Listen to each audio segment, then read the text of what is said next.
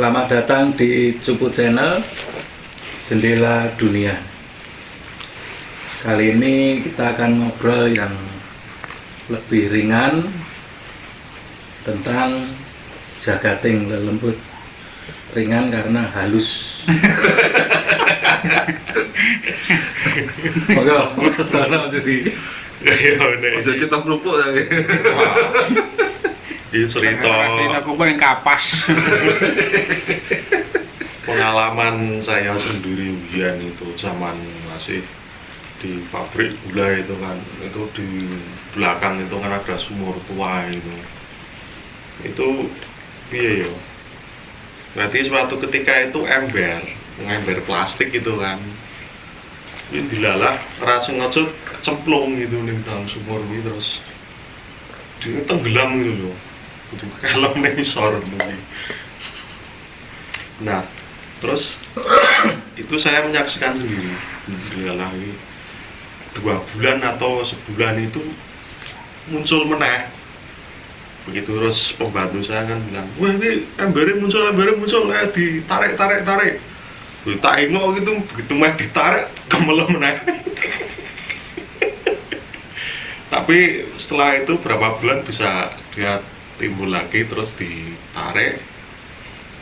Nah terus beberapa saat kemudian ini saya ngimpi di parani saya tunggu sumur kan, terus ngimpine iki saya ditemoni di depan rumah itu, dia kan duduk nyamping ini, terus mbok aku silih emberi meneh. Embernya mbok aku nyileh meneh ngono lho. boleh disileh. Oh, disileh gitu. Anggo ngopo? Lha enggak tahu, ora ngerti kuwi gopo gitu. Dadi lucu. Menawa ning jero arep umbah-umbah. Apa ngene udak-udak semen iki. Semen ember abang kok. Dudu ember sing ireng lho. Nah, itu terus itu memang penunggu sumur itu unik, dia kan wujudnya kan peri atau istilahnya jin wanita gitu, dan dia cantik. Saya ketemu dia itu iya ya, jelas banget dari jarak sekitar 1,5 meter, dia pakai baju biru. Wah, iya gitu, wah. Tapi kok aneh lucunya kok saya waktu itu batin gini di foto apa ini. Nah, kok nggak diminta nomor WA nih? Zaman biro ngono arep nganggo kentongan oke. Aku ya nek difoto apik iki ya jaman semono ndak tuku nganu rol film kae. Tapi memang unik sih itu. Oke, banyak lah kejadian-kejadian di rumah itu yang berkaitan sama penunggunya itu. Yang buat Apa? enten sing nganu Suara wedok nih. Surabaya itu. Aku ya krungu. Aku jo Ayo. Aku nyinggung Ayo Ben. iki kok. kelambine ganti apa?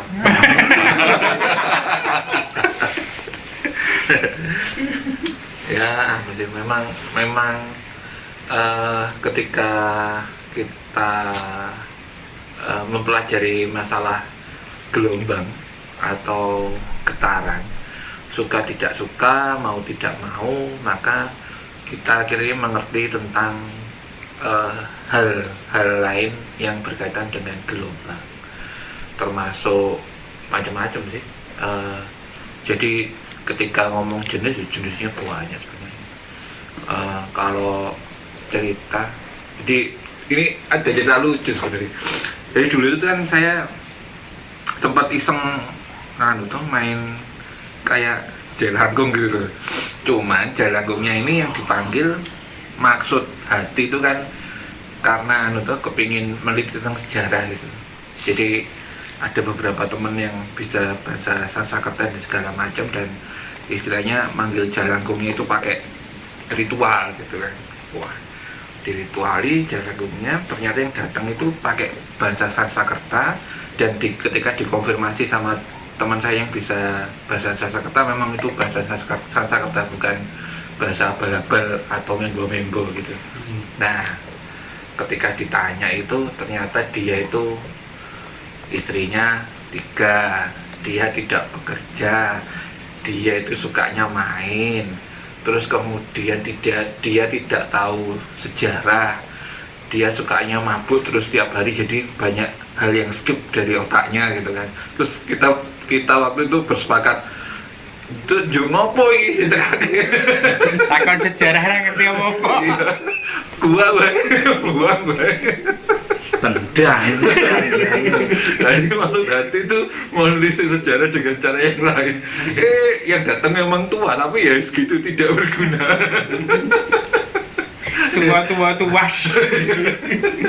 Ini nek bubarke Selangkong kan gitu loh. Tendang. Ora ono gunane nek ada Semua. kuda. Tuasnya Pak Isajen. Teng saja. Ya istilahnya ya banyak hal sih, banyak hal baik disengaja maupun tidak sengaja itu kadang-kadang dengan perjalanannya waktu itu kadang-kadang ya bersinggungan dengan entitas-entitas itu. Ya kalau dibilang baik dan buruk ya mereka macam-macam juga aja. Mas Agung pengalaman itu seperti Wah, banyak jane, tapi kan sebetulnya di dunia perleluhutan itu juga berkembang ya. Jadi itu ya teknologinya nyata ya podo karo dunia nyata. Jadi ini saya cerita waktu masih kecil itu kan suka nyuluh cari ikan itu di sungai bukan di sawah, tapi pakai petromat gitu. Nah, itu sampai di lokasi di bawah, jadi di atas itu ada kebun yang memang daerah situ jari ya wingit gitu. Itu pertama dibajongi, kelempari batu cebung. Pisu-pisu isih sopo iki. Ya. Habis itu suara ini gamelan. Sayup-sayup dari kebun itu. Ambil nyuluh ini dirungokke to. Suarane ganti ning dhuwur. Makin meneh nyebrang. Nah, pelan-pelan minggir melayu kabeh. itu kecil, dan setelah dewasa udah tua lah, udah tahun 2000-an lah, itu udah nggak gending lagi tapi dangdut. update. Iya, itu tapi suaranya itu sayup-sayup gitu loh, kayak kendangannya itu dangdut, ritmenya itu jelas maksudnya. Nah itu musik dangdut nih, suara liane nggak begitu, penyanyi ini nggak kedengaran, jadi cuma dung cedung gitu. Nah tapi jam 2 malam itu mesti, dan itu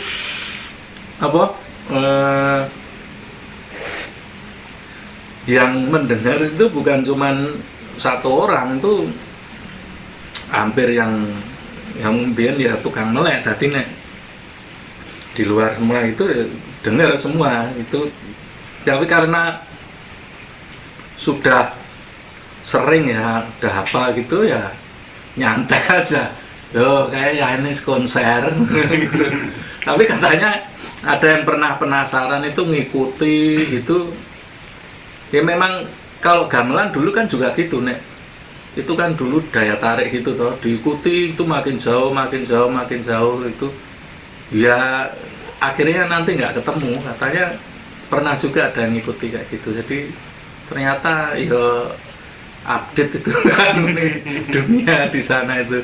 Tapi itu memang fenomenal, kalau yang dangdut itu banyak yang mendengar itu. Banyak kan saya tuh di waktu masih di Pemalang itu kan, itu ada makam gitu kan, itu namanya kan makam Cak Suci itu kan. Nah, itu terkenal itu nek besoknya mau ada yang meninggal dari bus itu, terus malamnya dangdutan di situ.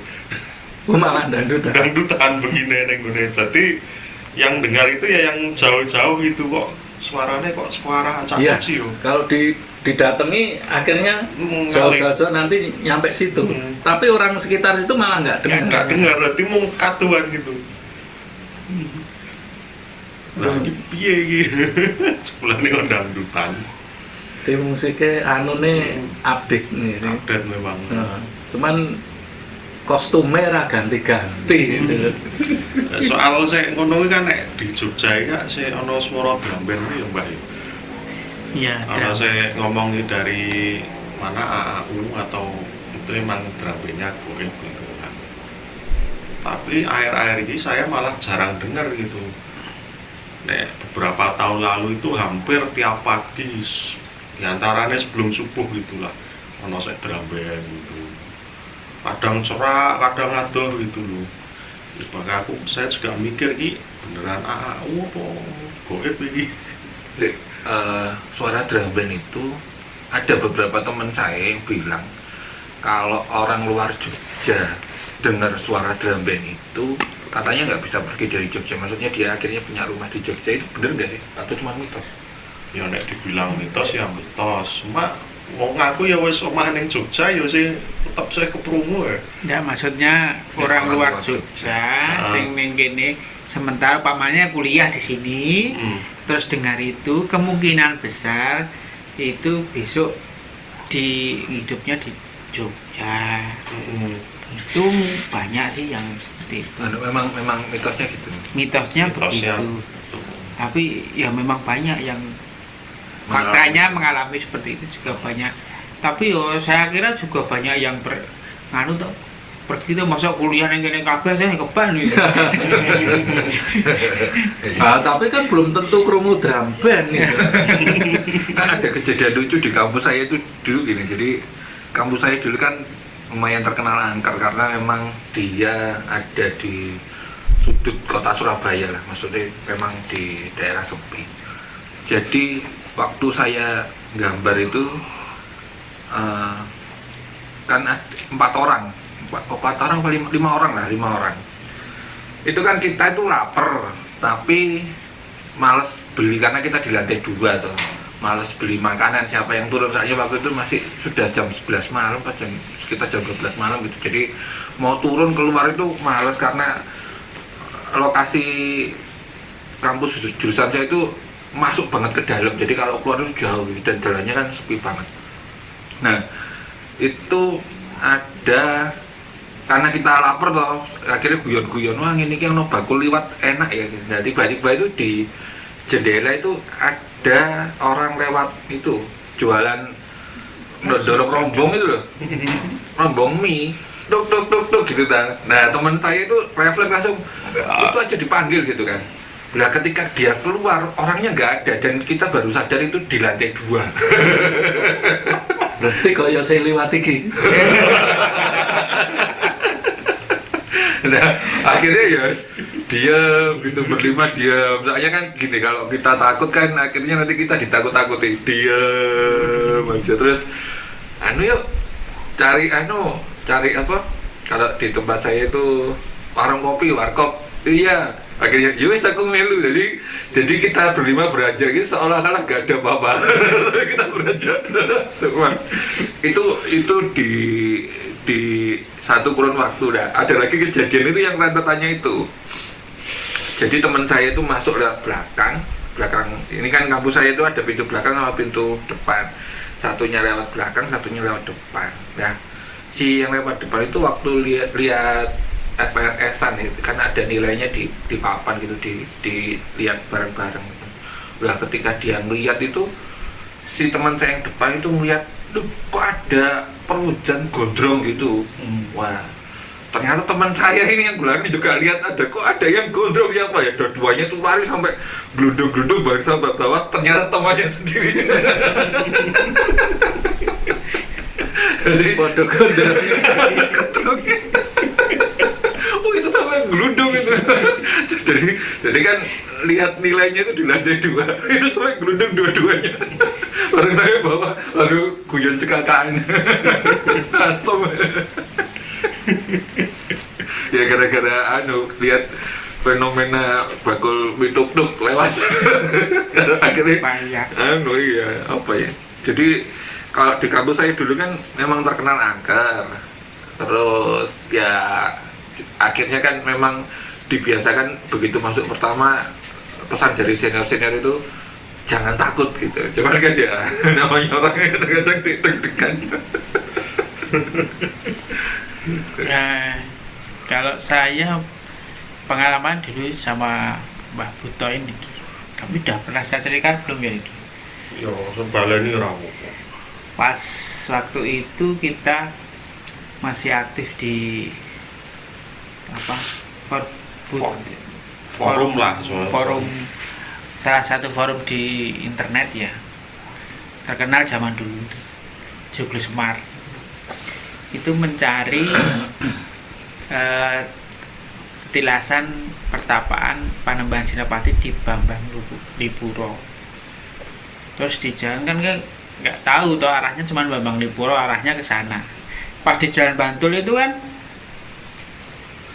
gelap, pas setelah Palbapang ke selatan itu gelap. Nah itu pas saya sendiri lihat tuh, kan ada bertiga atau berempat tuh. Itu ke sana, kanan jalan itu persis, saya tahu persis itu buka warung apa mie apa itu. Nah pas itu saya lihatnya itu nggak pakai lampu ini sih, pakainya petromat. Saya juga nggak orang gagas itu lampunya loh, soalnya kan itu di atas kali, menurut penglihatan saya ya, di pinggir kali gitu. Ya, ada warung-warung itu ada petromaknya padang gitu. Saya sudah menengah ke kanan mau tanya itu, lalu di belakang ini Kang Tono itu sing ngapa mbah arep tekon sapa kuwi lho warung kuwi endi warunge. Saya tuh gelap betul, saya kaget loh, mau buka mau padang Padang opo peteng orang kali loh. Lah tenan apa padang arep tekon aku mandek arep tekon aku. Berarti lampunya sepateni. Oh iya. Jadi nganu lho, apa itu kan ingat itu kan kayak apa bedengan iki lho, emplek-emplek sik gubuk kuwi kan, tapi wis peteng kuwi kan, sepi ra ono apa-apa ning ngono. Nah, Batin iya. iki Mbah Sulis ki takon sapa ning kene iki. Lah maune Petromak ya murah. Wah, murah nih zaman tahun piro. Tapi ya memang sih banyak hal-hal yang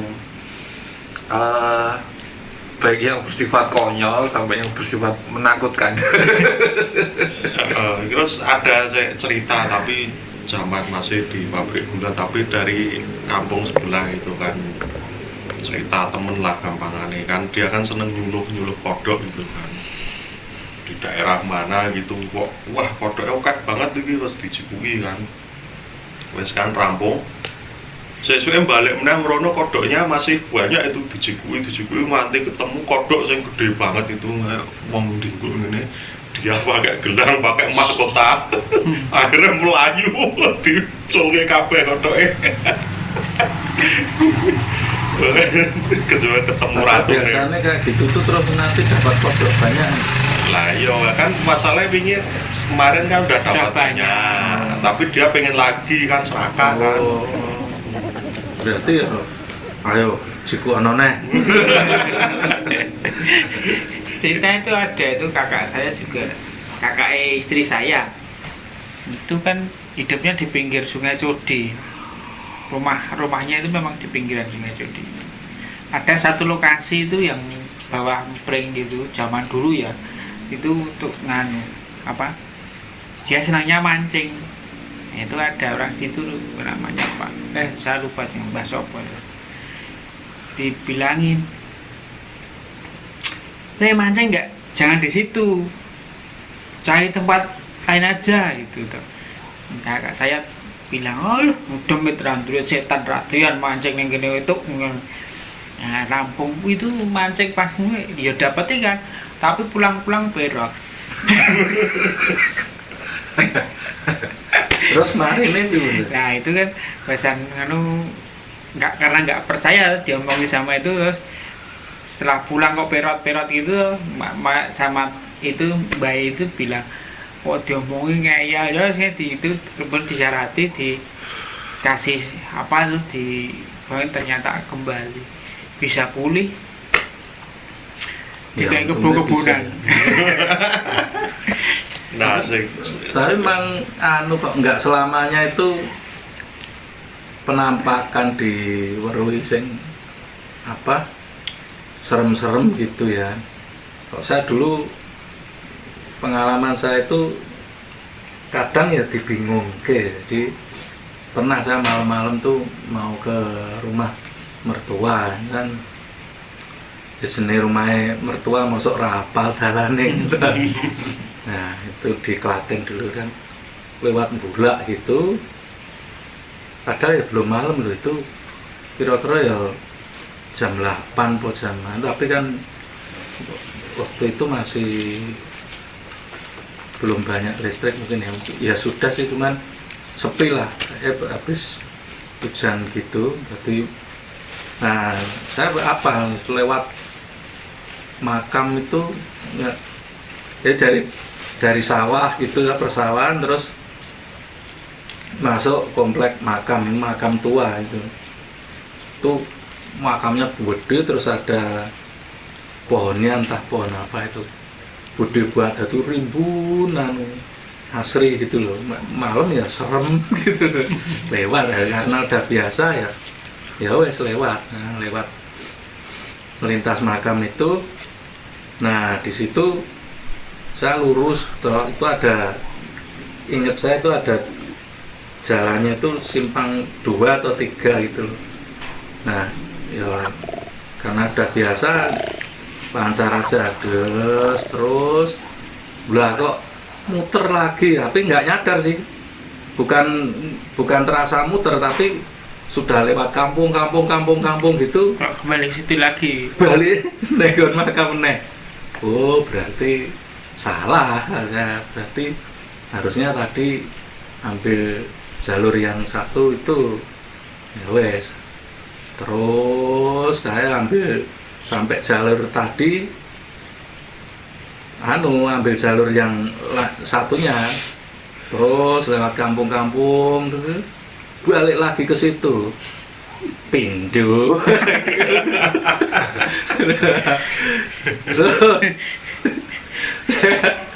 Terus ben ra opo sijine neh gitu toh. Ter kampung-kampung lagi, muter sampai depan makam tadi. Wes iki jenenge bukane kendel, bukan berani, yang jenenge kepepet gitu. Aku ngarep bengok ya sing nulungi sapa, arep mlayu ya piye ya ta. Gengsi dong. Biasanya enggak gengsi wong sepi peteng gitu ya, isinya kan naluri menyelamatkan diri toh. Mbak standar ke berhenti sampai depan makam itu, tak bengoki, "Woi, sing ganggu aku sapa?" Terus tak tunggu sebentar, mana aku mikir, kok nenek sing ngomong aku. Aku rak ya tambah semaput. Akhirnya mikir gitu, langsung nyengklak motor lagi 12. Mbah jalure tadi saya hilang po piye itu, bar itu terus lempeng aja, nggak balik lagi muteri makam. Oh berarti ya termasuk rada meleleng aku biyen. Tapi ini memang kadang itu fenomena alam itu tidak tergantung harus malam, harus apa gitu, enggak. Ini jadi saya dulu itu di kampus saya, kalau yang ini jadi urban legend, jadi cerita legenda di kampus saya.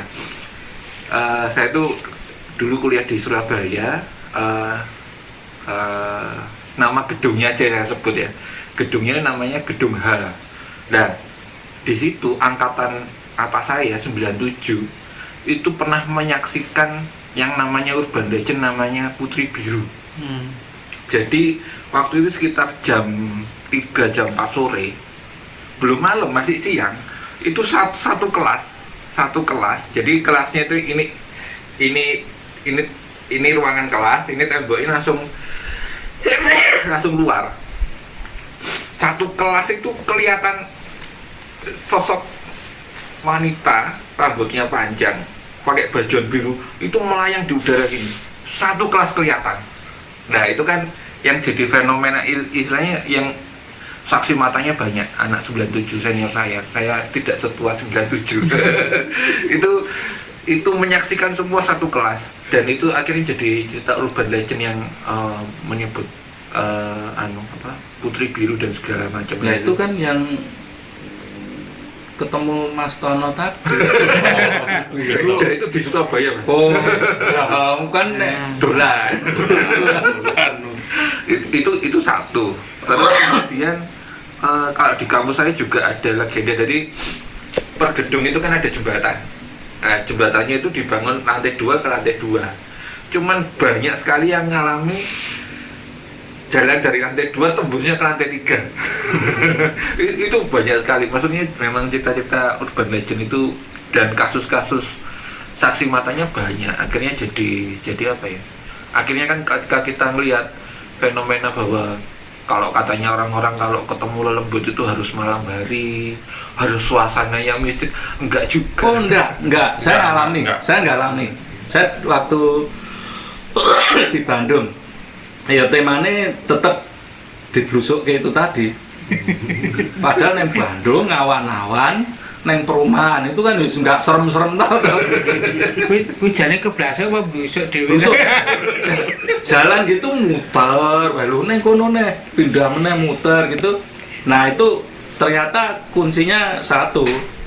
Memang ketika mengalami gitu itu memang harus berhenti, harus beristirahat, tenang, baru jalan. Oh bukan. Berarti ya kayak pengalaman saya diblusuk kayak di depan makam itu tadi kan karena saya berhenti terus berhenti sejenak atau walaupun prosesnya waktu itu marah-marah tapi berhenti dan itu pikiran kita langsung lepas. Refresh ya. Nah, soalnya nek ndak ditutupnya terus men mulai di situ sak lempol ya. Lah gue saya awan-awan itu juga pernah ngalami itu, malah di salah satu depan itu toko mebel itu adalah toko mebel itu kan saya nganu pagi-pagi kan Di Jogja? Iya Jogja kan, isu-isu itu kan saya jam 10 aduh golek soto ini bangun tidur kan, itu di seberang jalan di depan toko mebel itu ada kan apa ini pocongannya lagi duduk ini loh, lagi duduk. Tak pikir saya sempat berpikiran positif lagi, pocongan wong dandan pocongan mau ngarep demo ning Solo gitu loh. Pocongan tapi memang mukanya pucat itu, kayak apa pandangannya kosong gitu kan. Sempat mikir wah orang go kamera iki tak foto iki ben viral. Terus dilewati dok? Dilewati dok.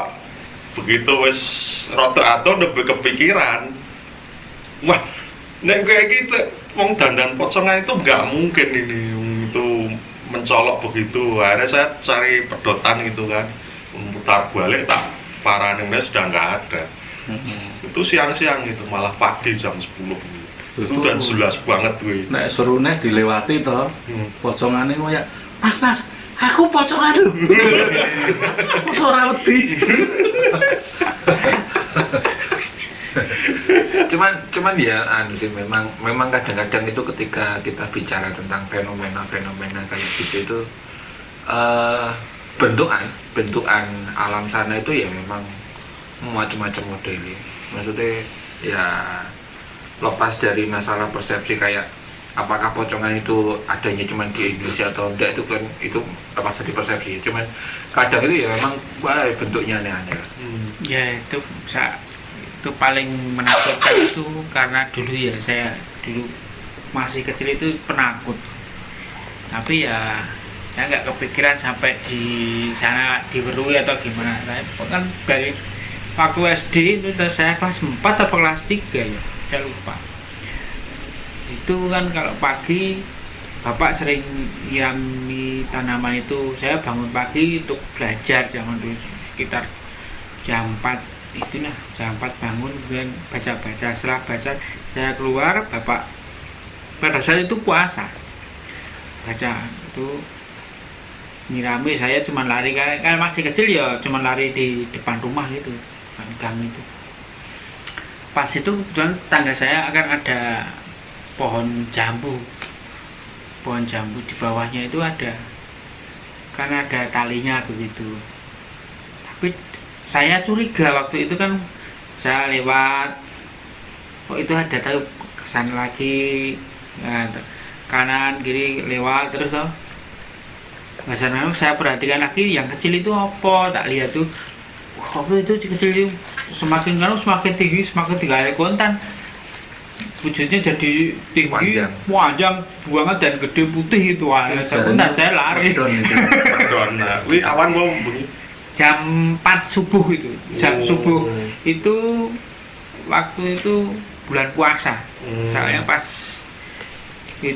rampungan bar budalan apa, bar setelah saya itu bengok itu masjid sudah nganu pas budalan. Budalan Apa kan bengok itu, apa ini rame banget itu. Ya itu saya paling takut ya itu wis cilik, wedi jireh, paling jireh. Ya nek fenomena apa jagate lelembut itu memang warna-warna ya. Kalau tadi yang kita ceritakan itu kan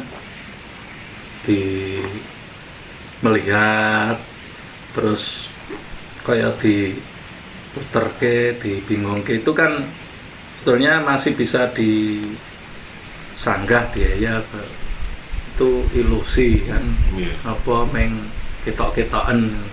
Tapi yang susah dinalar dan itu banyak yang ngalami itu kayak dulu ada bis setan gitu kan.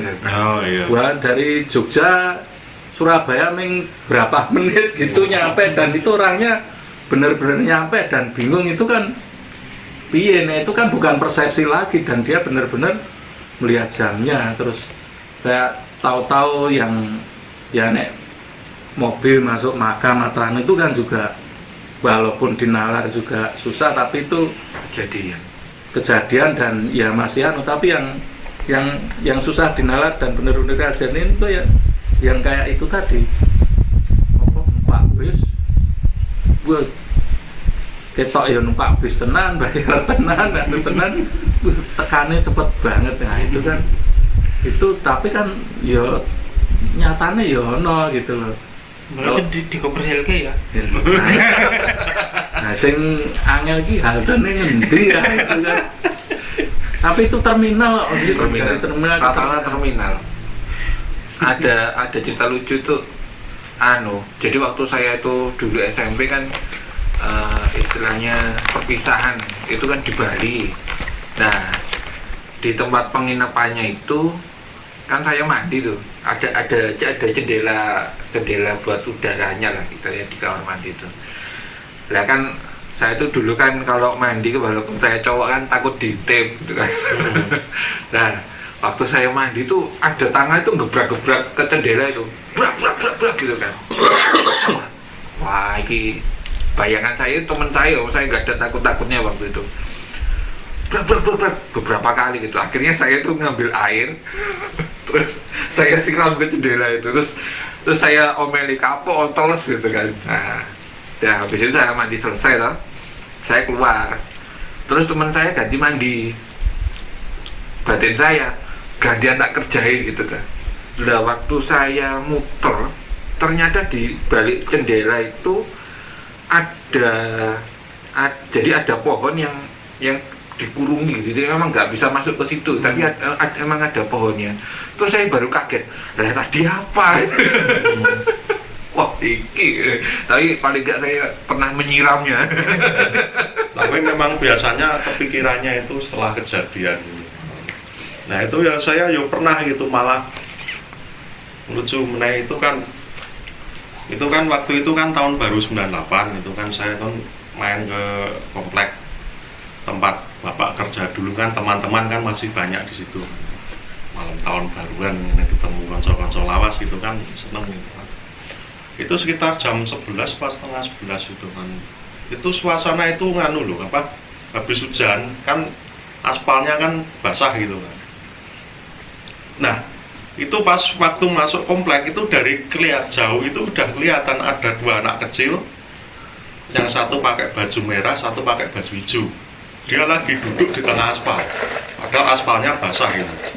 Tak parani gitu kan, numpak motor gitu, tak pentelengi ngerembatin, anaknya sopo kowe. Nah itu cuma ngeliatin saya karo belum matanya besar gitu. Tapi dia memang dari gerak-geriknya itu kayak anak umur 10 tahun, tapi posturnya malah kecil gitu. Ukuran untuk anak umur 10 tahun lebih kecil ya, itu kayak posturnya kayak anak umur 5 tahunan gitu lah, kecil. Terus saya mikir, alah paling tombol gitu kan. Cuma kan waktu itu saya perhatikan juga pintu-pintunya itu sudah tertutup semua gitu kan. Akhirnya terus sampai rumah mikir-mikir kayak gini, sopo dudu. Sampai beberapa minggu kemudian saya simpulkan bahwa itu anak demit. Karena saya terlalu berbaik sangka. Ya kadang masalah anak-anak itu apa, persepsi kita itu nggak sampai memikirkan itu demit. Iya kan. Saya itu juga pernah dekat sini tuh, di utara, ada pom bensin itu ke utara sedikit.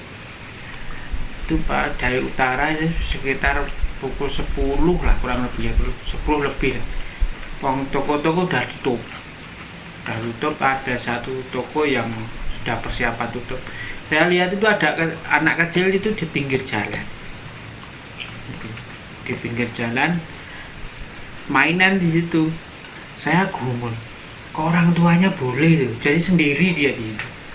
Terus liatin terus kan dari utara terus kok anu ya, bahasan apa sudah jauh gitu.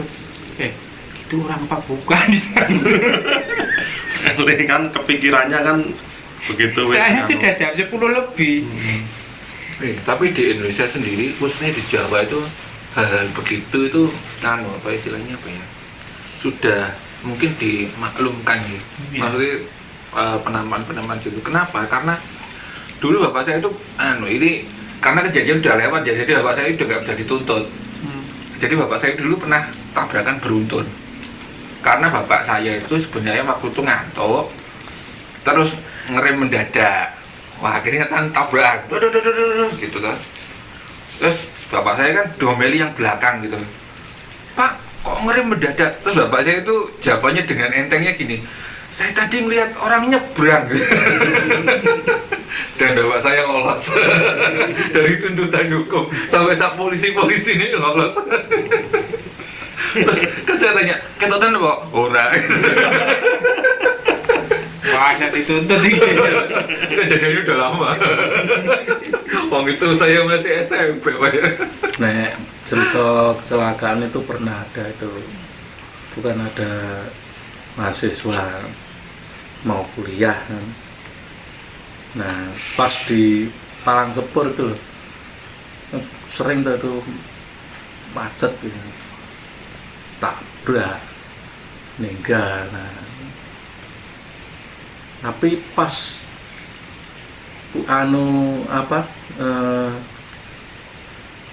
hari lain itu kan pas mata kuliah yang mau dia datang itu datang. Ya dosennya harus wedi. Lirik dia tenang itu, tapi bajunya putih ini masih ada bercak darahnya itu. Kejadian di mana ya? Kejadian di mana? Ada di sebuah kampus itu. Maksudnya di Solo di ada pokoknya. Oh iya. Nah itu, nah dosennya kan wedi. Nah rampung kuliah itu dia didatangi sama ya mahasiswa yang pokoknya dijelasin bahwa jangan takut karena saya pengen menyelesaikan mata kuliah ini. Nah itu terus jadi tiap kuliah itu mesti ada dia, dan selalu duduknya di depan, sini darah ini masih ada, terus gitu sampai ujian. Nah, ujian itu ikut juga dia, ya dosennya karena wis biasa dibagi kan untuk soal-soalnya itu nanti anu.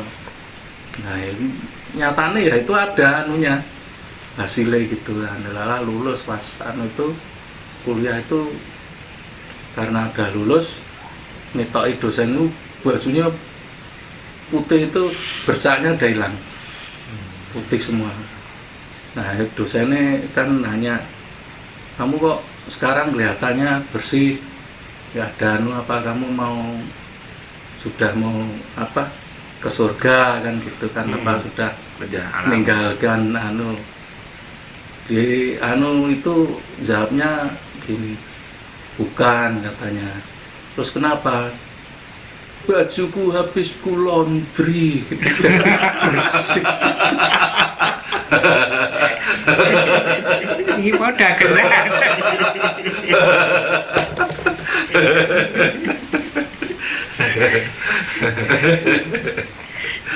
Cuman ya memang anu sih, maksudnya karena fenomena kayak gitu itu kerap terjadi dan saksi matanya banyak, itu akhirnya banyak cita-cita yang ya kalau di orang-orang sepuh itu dimaklumkan. Contoh kasus kayak saya sih jadi nggak ngerti sih, pernah inget anu nggak apa cerita kejadian apa desa penari. Oh iya. Nah, awalnya saya itu heran tuh gini, kenapa sih cerita ini kok jadi viral banget gitu kan? Padahal kalau kita mengacu ke cerita-cerita yang lain, cerita-cerita yang lain itu banyak yang lebih heboh daripada itu banyak. Cuman kenapa sih kok ini jadi viral bahkan sampai diangkat ke film?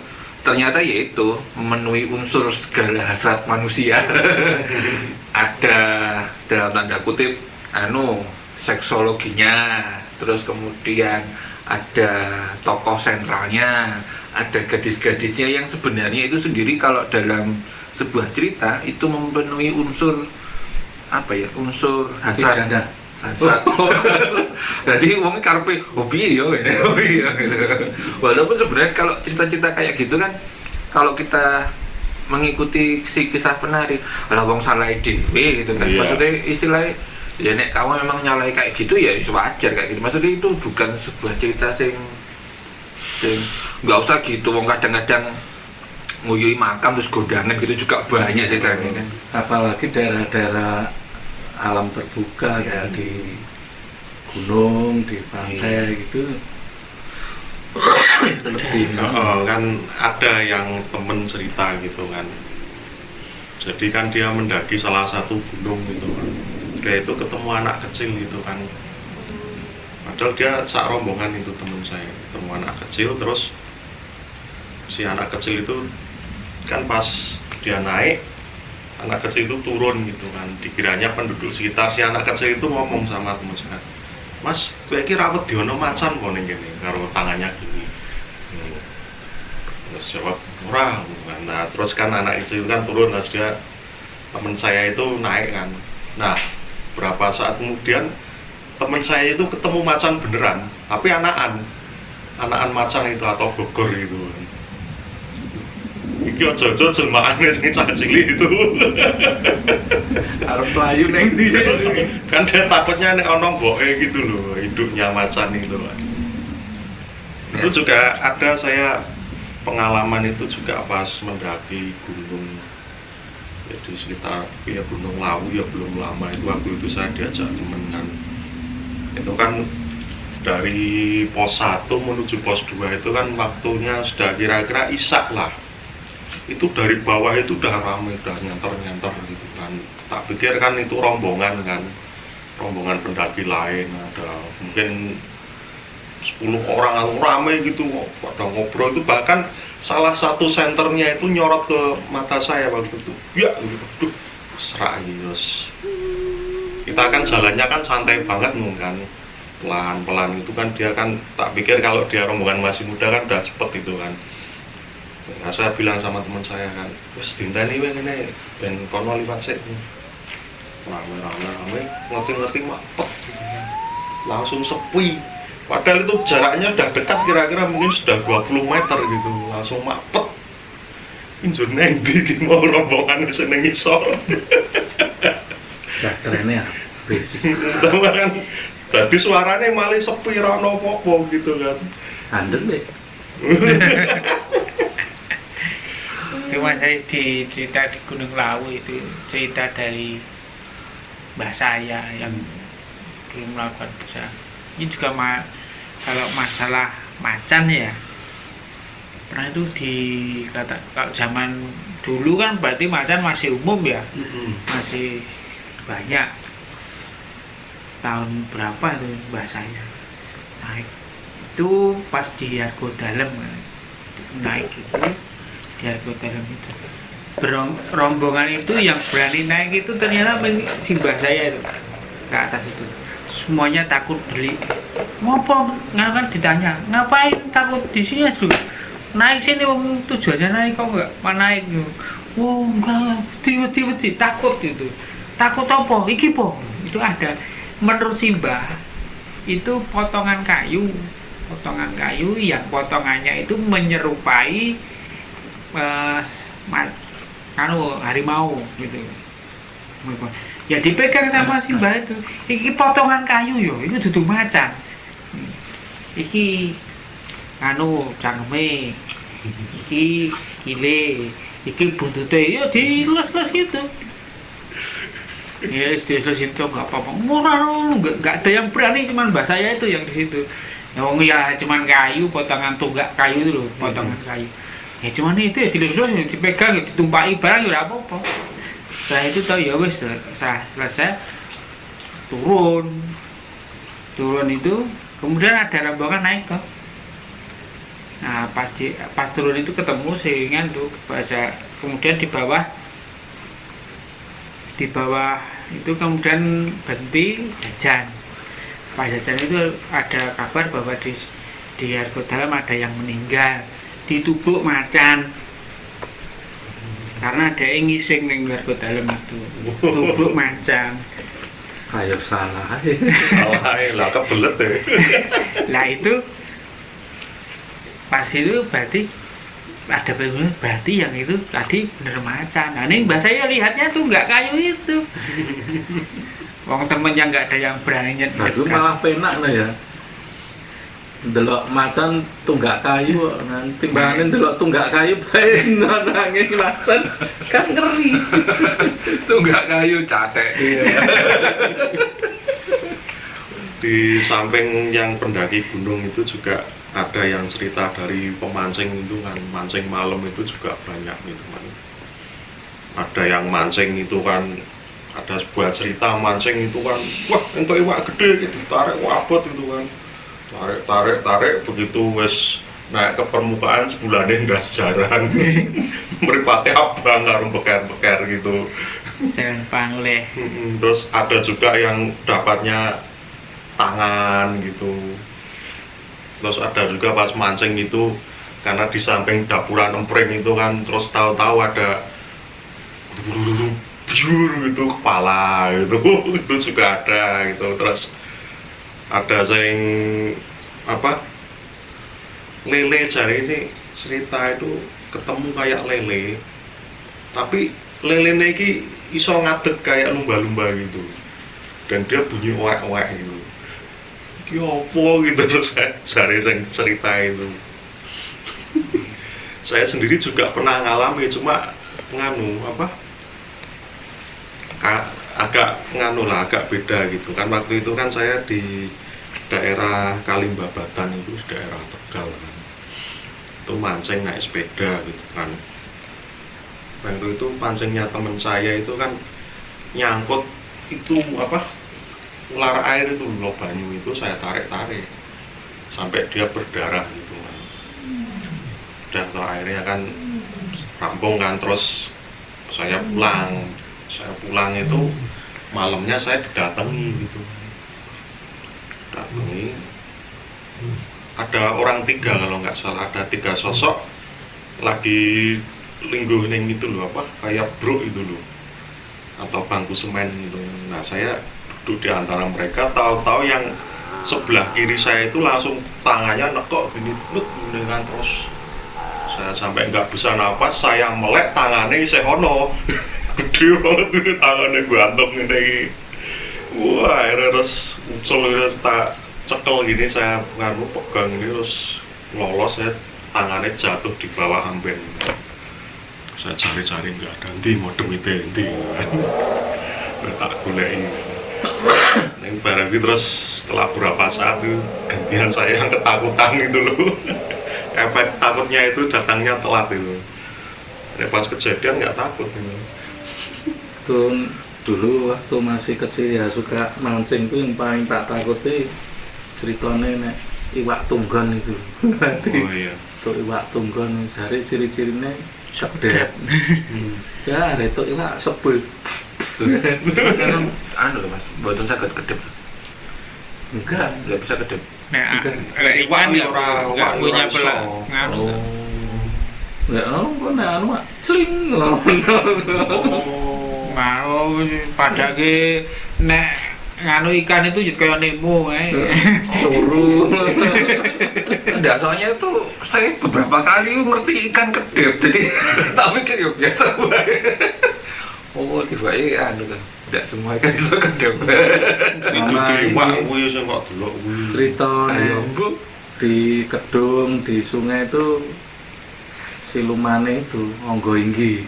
Ada saya jenenge onggo inggi, ana sing namanya miyonggo lah. Miyonggo itu nek dulu di daerah saya itu ada yang namanya Kali Sakih, itu katanya ada miyonggonya itu kan. Miyonggo itu apa? Nah, ini mulane kan aku cerita. Nah, ini kan terus ada seorang kampung itu, kampung sebelah saya mbok ngobon, mbok ngopo itu di pinggir kali, terus ada suara kayak bayi nangis. Terus kayak kelihatan ada sosok bayi tapi rambutnya panjang itu dan rambutnya ngejar gitu. Lalu melayu kan itu kan orangnya itu kan. Untung bisa lolos, kalau ketarik dia keseret gitu. Itu di air. Iya. Nah, ini onggo inggi ya gitu. Sama. Miyonggo gitu bentuknya. Nek di air ya itu kepala terus rambutnya keruket. rambutnya nanti yang jiret Jiret. orang itu terus dicucuk. Itu biasanya nggak nganu, bukan masalah kedalaman air, tapi memang ada makhluknya itu. Kok sawah aja, sawah pernah kejadian itu sawah cuman kalau dilipnya cuman berapa sih? Selutut gitu kan untuk mandi anak-anak itu biasa. Tapi ternyata juga ada yang mati di situ. Nek ceritane itu nek ke darat itu iso membo-membo njilmu dadi anak atau apa gitu. Nek kita masih anak-anak ya dia njilmu membo-membo anak-anak terus ngejak adus. Nah, itu. Begitu nyemplung wes malih wujute. Jarine gitu itu nek. Oh, berarti setipe ya onggo inggi kalian. Ya, Ya beda mungkin nama. beda nama saja. sebutan. Beda sebutan. Beda daerah kan beda Tapi sebutan. kan mirip-mirip ke Mirip-mirip. miyonggo karo Padha karo blanggreng karo balok kuwi ya iku padha wae. manglen karo balung kuwo. Nah.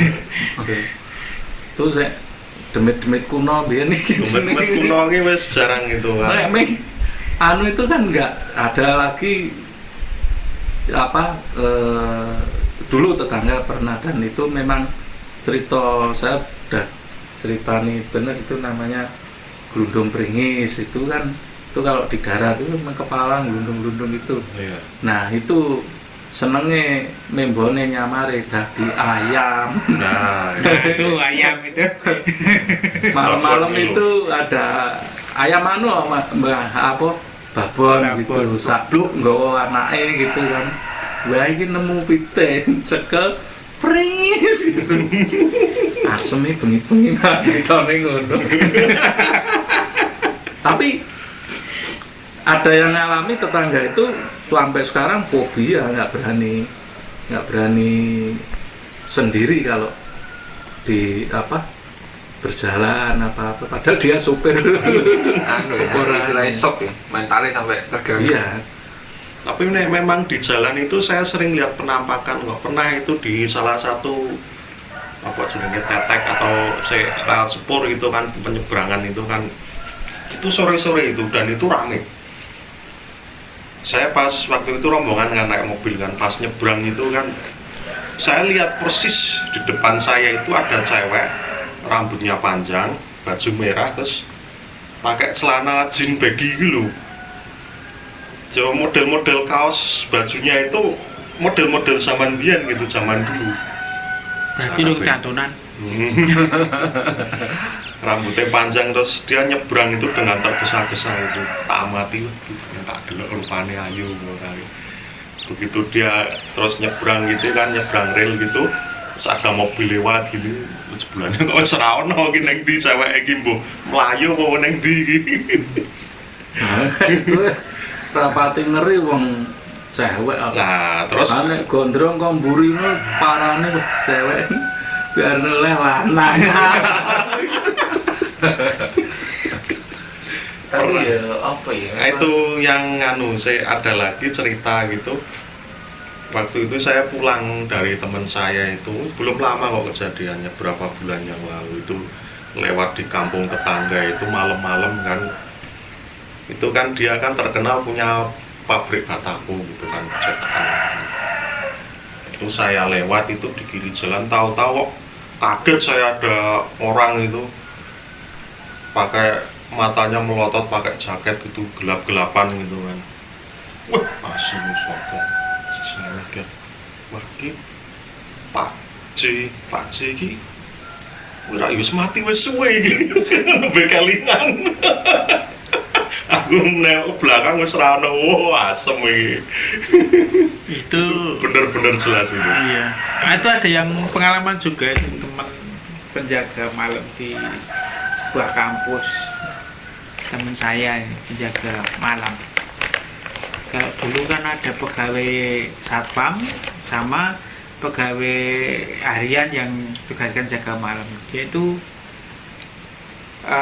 harian yang ditugaskan jaga malam, kemudian saat kan waktu malam itu kan dikeliling ganti pos sana, pos A, pos B, pos C gitu kan.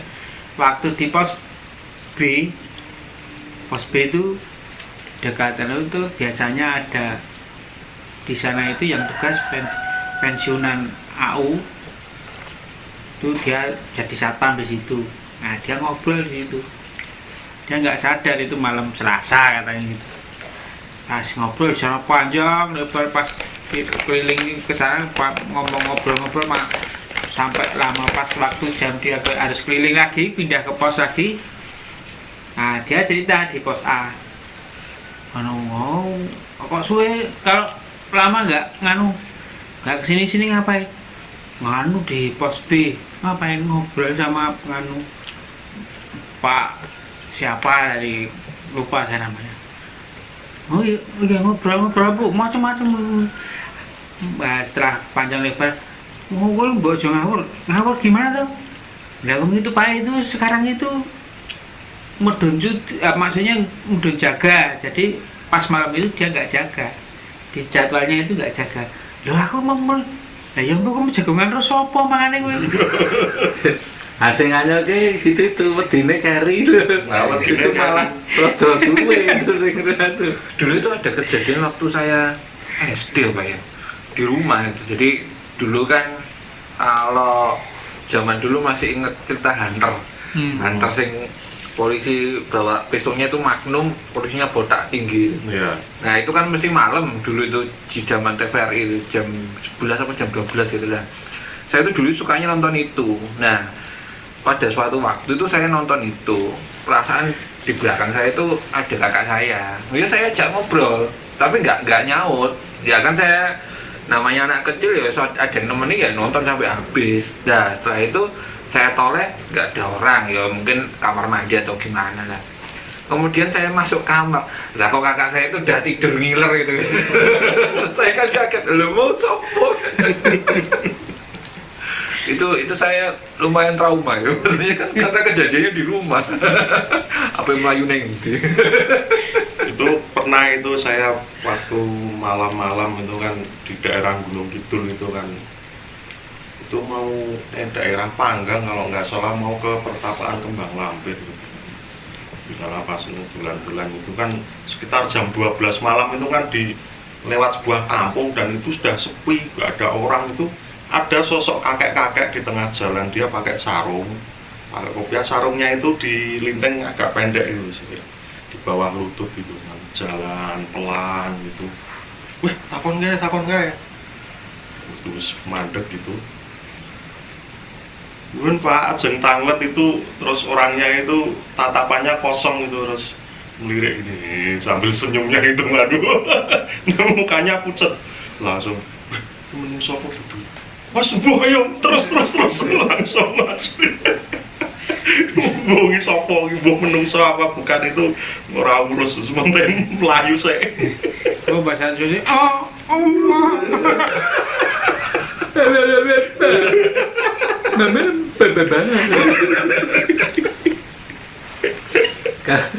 Kalau suara saya pernah sih suruh nunggu gitu ya, nunggu rumah kosong kan, bukan rumah kosong di rumah ya ditinggali, cuman yang punya rumah sedang keluar kota, saya diminta tolong jagain sama teman.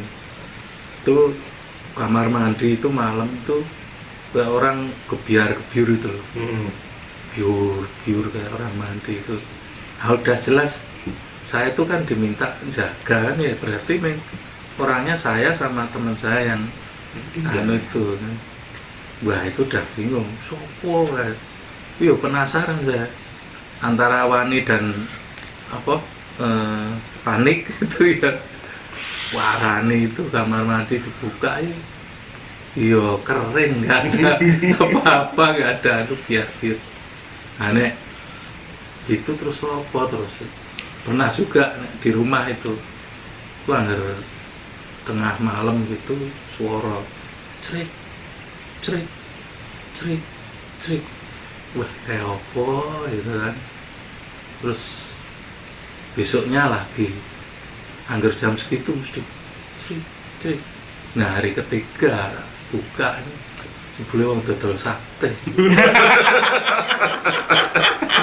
Cerik itu malam tapi kan udah perumahan. Terus dengan sate mas. Bakul sate itu, oh jojo ini gede bolong. Ini kok lanang. Sundel bolong lanang ganda sih. Jebakan beten. Iya, jadi sebenarnya kayak stigma sundel bolong itu kan, sundel itu kan di nama kata lain dari istilahnya tunasusila ya, istilahnya sundel. Nah, yang jadi masalah kan kenapa tidak ada sundel itu yang sundel bolong yang cowok. Mungkin dianggap nek lanang kabeh bejat, nggak tahu.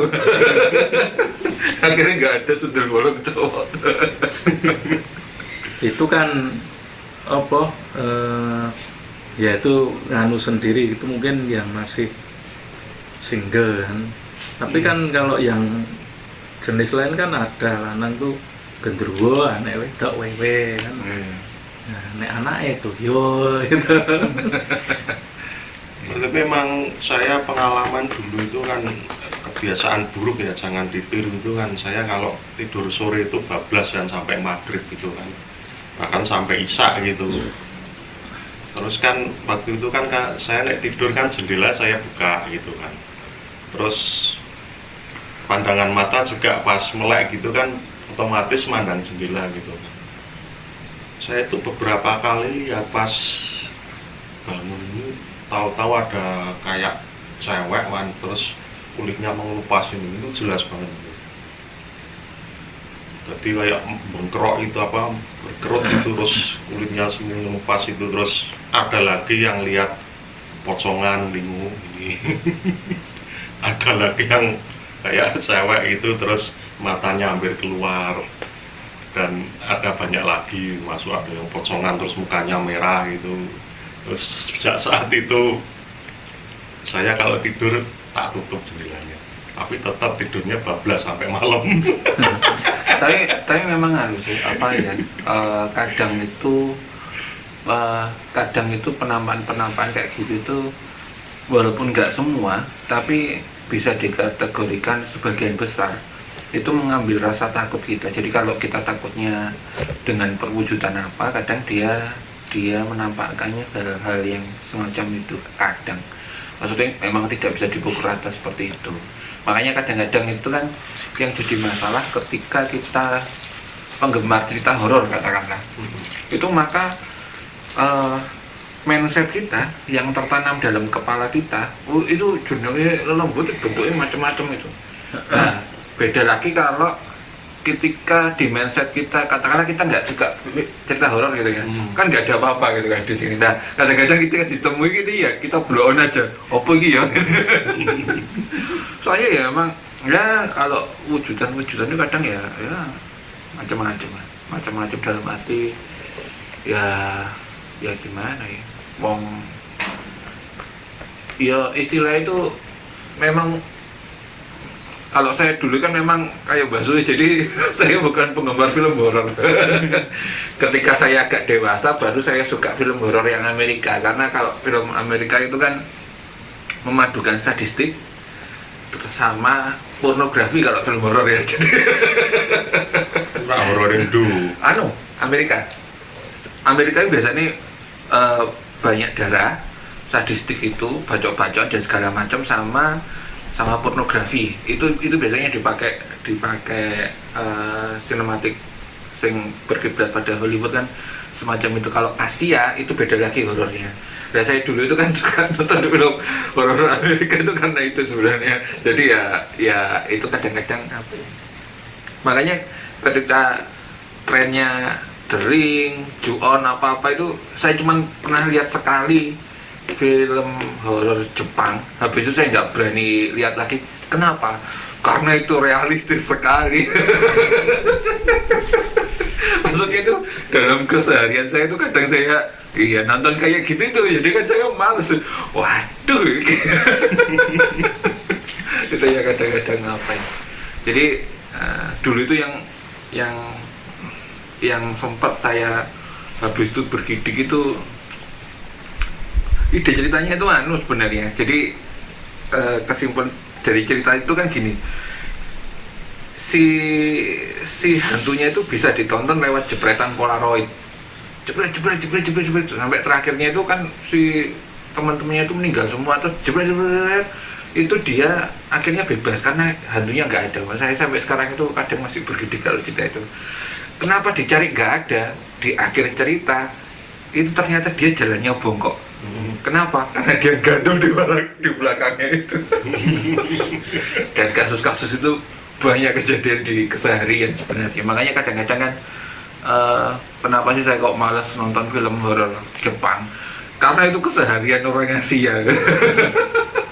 Dan ketika saya akhir-akhir ini sering itu ngalami melihat itu pas kondisi liap-liap gitu, ngelayap-liap ngeliut lah istilahnya, antara sadar dan motor tidur itu kan tiba-tiba saya kayak diliatin atau diajak ke sebuah tempat, misal pernah itu, terus tak lihat kok ini neng bio kayak neng pasar ya, pasar sing lantai ngisor ya, itu kok wah apa ini, itu ada cewek mulutnya lebar ini sampai isinya sobek itu, terus gernya bolong gitu.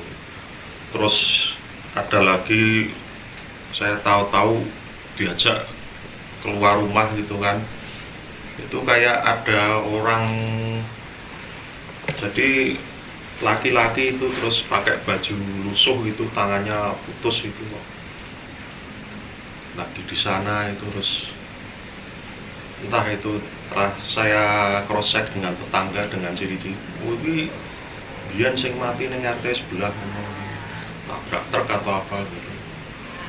Terus ada lagi ke mana daerah Gemblung gitu kan, di bawah itu tahu-tahu kok ke jembatan dia gitu. Loh, kok ono ndas kampul-kampul iki apa iki sebelah di Gunung Pringis. Malam apa sih? Itu kalau keadaan liap-liap itu biasanya malam, dan ketika lihatnya itu siang di sana pas lihat kepala itu saya di daerah Gemblong. Soalnya emang yo ora wayano gitu. Saya pernah neng anu itu ya neng kampung lagi lungguh enak-enak gitu. Tuh dulu. Nah, dan itu juga memang nggak cuman merui satu orang, kadang-kadang bisa banyak orang kan. Iya. Nah itu saya cerita duduk di anu itu lagi enak-enak. Dulu ibu-ibu melayu kabeh masuk. Wih, ya mau diopoan. Tak delok bae sing teko bang plecet. Lho iku lho yang penting. Ngrapal ajian ular putih. Iya. Lunyu tagihan. Mlebu kabeh akhirnya jagating. Jadi saya juga pun waktu kecil kan saya katakan itu kan jirih, penakut sekali. Waktu di rumah tinggal sendiri, lainnya pergi semua di rumah. Nonton TV. Tahu-tahu di kan jendela. Tahu-tahu di jendela itu dek. Apa bahasa Minggu putih, cewek putih tuh. Wah, mengkorok tuh. Mas badai tuh bas gas.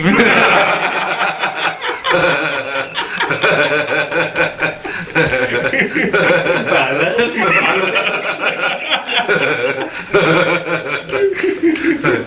Tapi ya anu sih memang intinya itu jangan takut, karena takut sendiri itu sudah mengurangi 50% kemampuan kita. Tapi sebenarnya itu apa ya? Kayak itu kalau memedi ya, itu sama nggak kalau misalnya kata orang itu kan lewat nanti tempelan itu jenisnya sama apa beda ini? Nek ketempelan itu kan biasanya cuma ketempelan energi gitu kan, istilahnya apa ya, energinya si demit itu kan yang nempel itu bukan berarti demitnya langsung yang nempel itu loh. Itu masih istilahnya kalau di anu nanti lama-lama kan dia hilang sendiri. Cuma kan kalau wes demitnya sendiri itu yang nempel itu sebenarnya karena dia punya kesalahan biasanya. Mbok nguyuh sembarangan atau ngiseng sembarangan atau apalah wis. Ya, nek ketempelan jane nek dibiarkan wis berubah ke utara sithik terus salam tadi. Salam. Tapi ya Nek wis mlebu Jawa Tengah kan Salam muntilan itu. ya, iya. Ya kan tempel sih. Nek ora kesasar, oh diupung-upung ke. tapi memang anu kok kasus by kasus. Makanya kan ada di daerah-daerah tertentu itu yang lempar koin, ngasih apa gitu. Itu istilahnya ya buang sial lah. Kebiasaan sopir itu nek lewat jembatan ngebel. Ada yang ngebel, istilahnya apa ya? Ya memang kasus by kasus, dan kan setiap manusia itu beda-beda. Ya memang ada kasusnya dia nyanyi, ada yang kasusnya dia memang disukai, atau kasusnya memang dia sensitif, macam-macam kasusnya, memang kasus by kasus. Cuman setahu saya untuk kasus-kasus yang parah itu kadang ketika ketempelan itu memang orangnya nggak kerasa, tapi dia mempengaruhi cara berpikir dia, kemudian cara pengambilan sikap dan segala macam. Makanya kan ada yang istilahnya ketika rezekinya sulit bisa jadi ketempelan, kemudian nggak dapat jodoh itu kadang-kadang juga karena sebab ketempelan. Maksudnya kasus by kasus tidak bisa dipukul rata sebenarnya. Jadi ya memang analisanya ya sama kayak orang sakit itu dipetani satu-satu kenapa. Iya. Ya mungkin ngalor sithik itu nih ketempelan. Tempelan muntilan salam ulang. Iya. Magelang.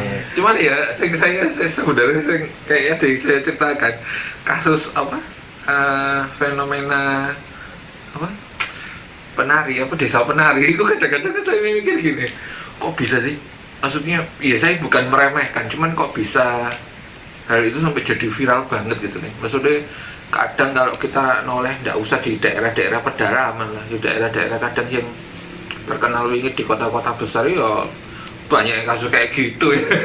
Ya tapi kan baik nggak ditulis yang pertama itu, yang kedua itu pesertanya lumayan banyak, jadi lebih menarik daripada cerita kita yang hanya sepotong-sepotong itu kelihatannya nggak menarik. Kecuali kalau kita pergi bareng-bareng, ada kejadian naik gunung dari bawah sampai ke atas gini. Nah itu perlu dicoba. Cuma saya nggak ikut. Ya karena saya juga ya.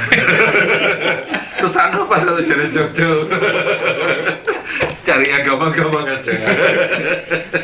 Baik, mungkin obrolan tentang Jagating Lelembut bisa kita lanjutkan di episode berikutnya dengan macam-macamnya. Kita mungkin bisa lanjutkan di episode berikutnya. Sekian dari Cupu Channel, sampai jumpa.